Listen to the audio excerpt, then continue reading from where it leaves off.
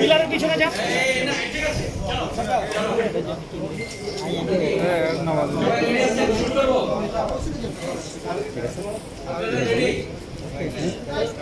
যারা লাইভে আছেন একটু বলেন, লাইভ রেডি আছে?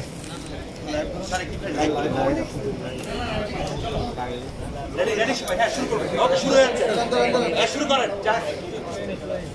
একজন একজন করে প্রশ্ন করব, ঠিক আছে? নবাদিত হয়ে গেল এবং আমাদেরকে সময় দিয়ে আমরা আপনাদের প্রশ্ন করার আগে বিশুদ্ধ ভাই আপনি যদি একটু আগে বলেন, প্রশ্ন করার আগে আপনারা দুজনের বক্তব্যের পর যদি আমাদের কোনো কোয়েশ্চেন থাকে পরে আমরা কোয়েশ্চেন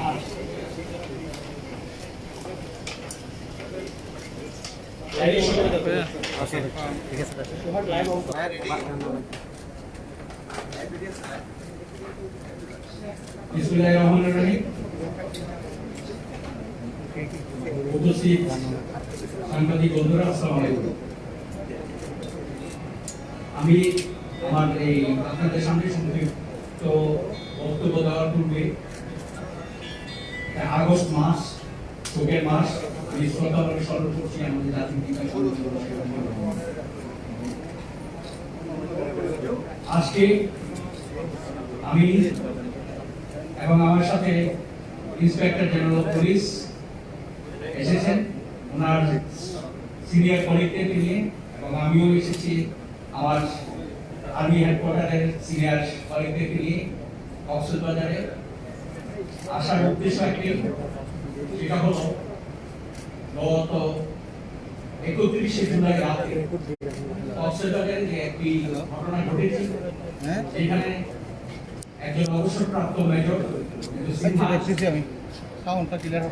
মৃত্যুর ঘটনা ঘটেছে। এই ঘটনা উপলক্ষে আমাদের এখানে আসা, আমরা এখানে এসেছি আজকে। এসে এই এলাকার সেনাবাহিনীর যারা সিনিয়র অফিসার আছেন এবং পুলিশ বাহিনীর যারা সিনিয়র অফিসার আছেন, তাদের সাথে আমি সেনাপ্রধান হিসাবে এবং যারা জেনারেল সাহেব, ইন্সপেক্টর জেনারেল পুলিশ হিসাবে আমরা তাদের সাথে আমাদের বক্তব্য দিয়েছি, মত বিনিময় করেছি, তাদের বিভিন্ন প্রশ্নের আমরা উত্তর দিয়েছি। এবং এখানে যে জন্য আমাদের আসার, সেটার উদ্দেশ্য হলো যে বাংলাদেশে যে সেই স্বাধীনতা যুদ্ধের সময় থেকে বাংলাদেশ সেনাবাহিনী এবং বাংলাদেশ পুলিশ বাহিনী আমাদের জাতির পিতা বঙ্গবন্ধু শেখ মুজিবুর রহমানের আহ্বানে সাড়া দিয়ে সেই ৭১ এই স্বাধীনতা যুদ্ধে অংশগ্রহণ করেছি।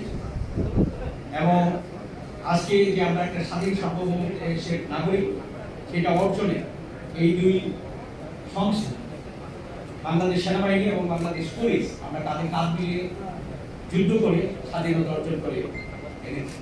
বিগত প্রায় 50 বছর এই দেশের যে অগ্রগতি বা উন্নয়ন হয়েছে, এই দেশের internal law and order situation থেকে শুরু করে বাইরের যে কোনো নিরাপত্তার যে সমস্ত ঝুঁকিগুলো এসেছে, আমরা এই দেশে অন্যান্য সংস্থার ন্যায় অত্যন্ত গুরুত্বপূর্ণ সংস্থা সশস্ত্র বাহিনী এবং পুলিশ আমরা সবসময় যে কোনো প্রয়োজনে কাঁধে কাঁধ মিলিয়ে আমরা কাজ করেছি।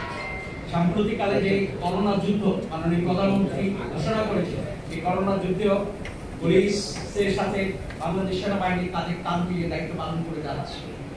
যে ঘটনাটা হয়েছে, এই ঘটনাটা নিয়ে অবশ্যই বাংলাদেশ সেনাবাহিনী আমরা মর্মাহত এবং পুলিশ বাহিনী সবাই মর্মাহত। তবে আমরা যে জিনিসটা এখানে আলোচনা করেছি এবং আপনাদের মাধ্যমে যে মেসেজটা দিতে চাই, যে এটা একটা, আমরা এটাকে একটা বিচ্ছিন্ন ঘটনা হিসেবে দেখতে চাই, এবং যে ঘটনা আলোকে আমাদের মাননীয় প্রধানমন্ত্রীর নির্দেশে একটি জয়েন্ট ইনকোয়ারি টিম গঠন করে দিয়েছে, যারা তাদের কাজ গতকাল শুরু করেছে।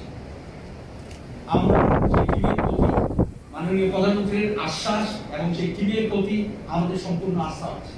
সেনাবাহিনীর রাস্তা আছে, পুলিশ বাহিনীর রাস্তা আছে। আমরা আমাদের নিজ নিজ অবস্থান থেকে একটা জিনিস আমরা নিশ্চিত করতে চাই, যে যে ঘটনাটা ঘটেছে সেই ঘটনাটা সাথে যারা সম্পৃক্ত থাকবে সেটা দায় দায়িত্ব সেটা হলো যে কোনো প্রতিষ্ঠানের হতে পারে না সে, এবং সেটার জন্য এই ইনকোয়ারি যাদেরকে দোষী সাব্যস্ত করবে তারা তাদের সেই দোষের প্রায়শ্চিত্ত করবে। এখানে হলো কোনো প্রতিষ্ঠান কারণ সহযোগিতা করবে না, কারো বিপক্ষ যাবে। আমরা আমাদের মধ্যে যে মিউচুয়াল ট্রাস্ট, কনফিডেন্স, কোঅপারেশন যে জিনিসগুলো হলো অনেক বছরে তৈরি হয়েছে পুলিশ এবং সেনাবাহিনীর মধ্যে, আমরা ব্যর্থের ভাষায় আবার বলেছি যে এটা অটুট থাকবে, এটাতে কোনো ধরনের চিট ধরে এমন কোনো কিছু সেনাবাহিনীর পক্ষ থেকে হবে না, এবং পুলিশ বাহিনী যে জিনিসটা ব্যর্থের ভাষায় বলেছে যে তাদের মধ্য থেকে হবে না। ঘটনা যে জিনিসটা যেহেতু সেটা হলো যে তদন্তাধীন আছে, আমরা সেটা নিয়ে অন্য কোনো কথা বলবো না। আর এতটুকু আবারও বলছি যে এই ঘটনা নিয়ে যাতে কোনো ধরনের কোনো এই সেনাবাহিনী এবং পুলিশের মধ্যে কোনো ধরনের একটা অনাকাঙ্ক্ষিত সম্পর্ক চিপ ধরানো বা ভুল বোঝাবুঝি সৃষ্টি করার যাতে কোনো প্রয়াস কেউ না চলে সেজন্য সবাইকে অনুরোধ করব। আমাদের সকলের চেষ্টা করা উচিত যে তদন্তটা যাতে নিরপেক্ষ এবং সুষ্ঠু হয়, সেই জন্য যে পরিবেশের প্রয়োজন সামগ্রিকভাবে সেই পরিবেশটা আপনারা সাংবাদিক আছেন, আপনারাও সহযোগিতা করবেন, অবশ্যই আমরা সেনাবাহিনী সহযোগিতা করবো, পুলিশও সহযোগিতা করবে। কারণ মাননীয় প্রধানমন্ত্রী যে ভিকটিম হয়েছে মেজর মাকে গতকাল আপনারা সবাই জানেন, আপনাদের মাধ্যমে আমরাও জেনেছি যে কথা দিয়েছেন সুষ্ঠু তদন্ত হবে এবং যারা দোষী তাদের বিচার হবে। তো সেটা যাতে ব্যাহত না হয় আমরা এমন কিছু করব। ধন্যবাদ।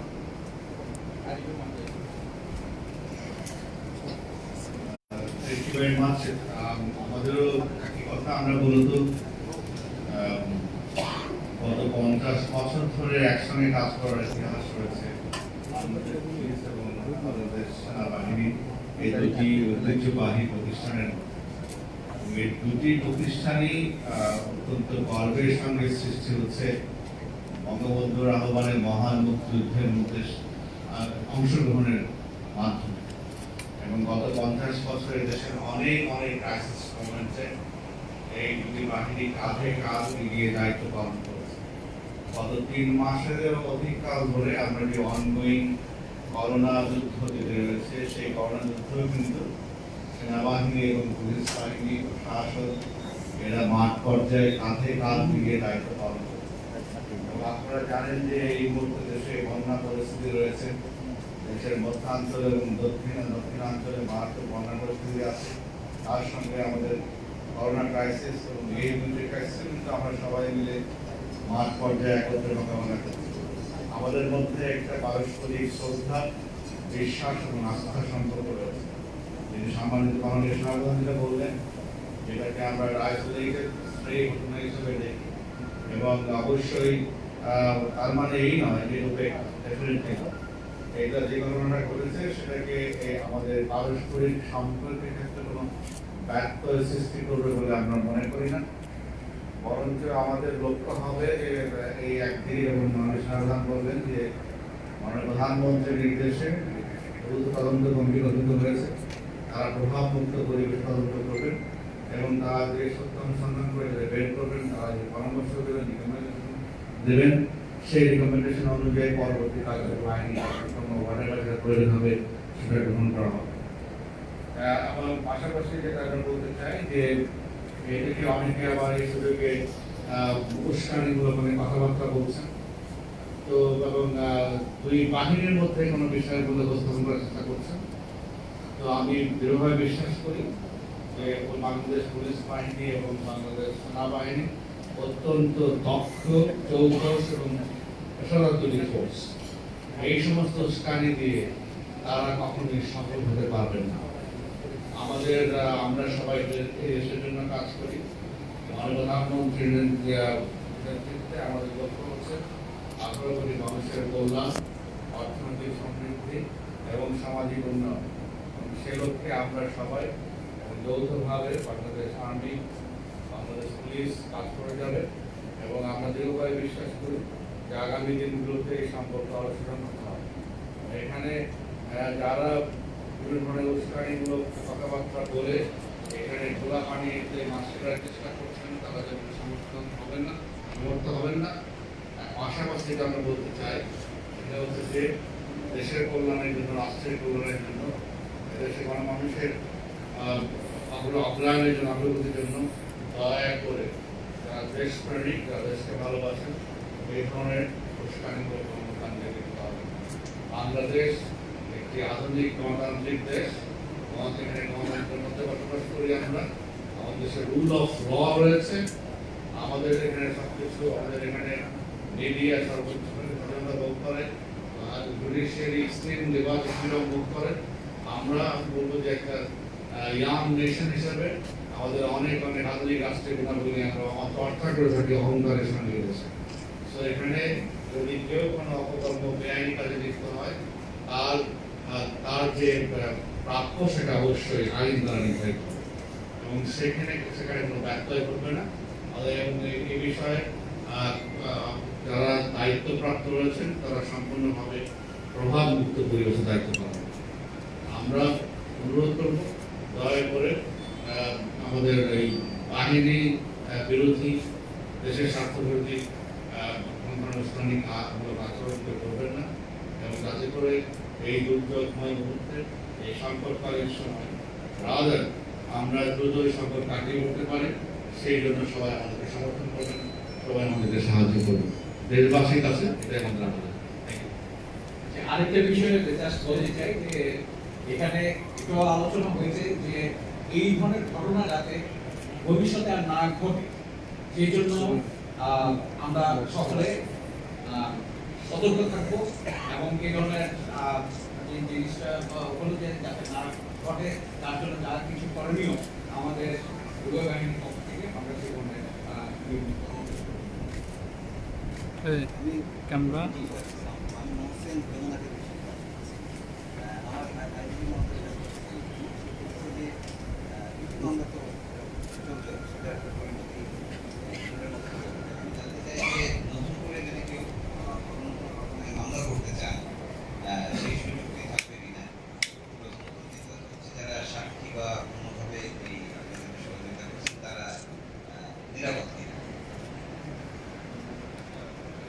আমাদের দেশের প্রত্যেকের আইনি কর্তৃত্ব আইন প্রণয়ন।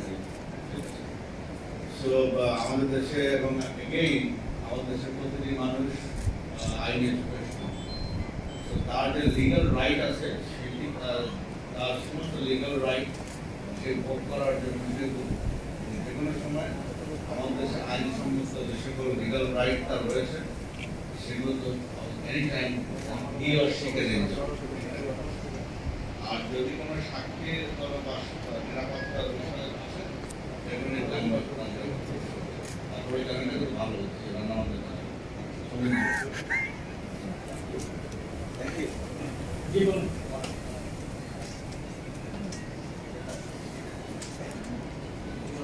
আমি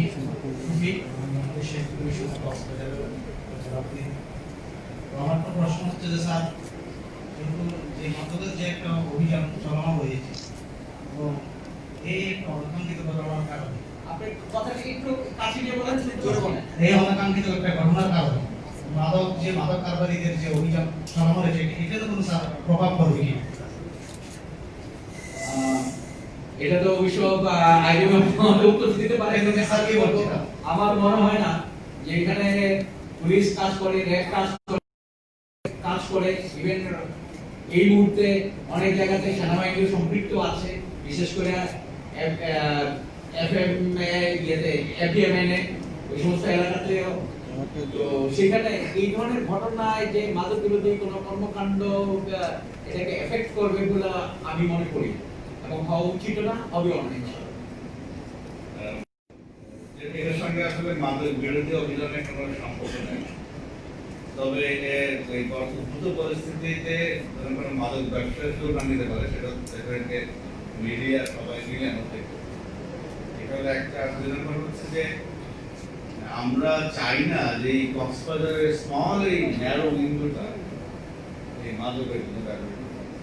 সে কারণে এখানে এখন সুবিধা হচ্ছে যে আমাদের অজস্র বাংলাদেশের মানে যে সিকিউরিটি ফোর্সেস কাজ করে কিন্তু এডিশনাল অ্যাডভান্টেজ। এবং রিসেন্টলি এখানে কিন্তু একটা আপনারা জানেন যে এখানে একটা ইন্ডিপেন্ডেন্ট একটা বিশাল ডিভিশন তৈরি হয়েছে এখানে।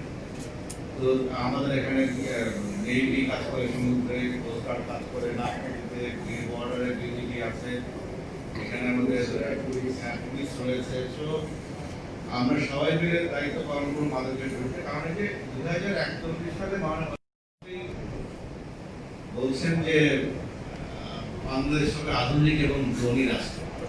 এটা কিন্তু রূপকল্প বা এটা কিন্তু রূপ কথা না, সত্যি ইনশাআল্লাহ আমরা ধনী এবং আধুনিক রাষ্ট্র।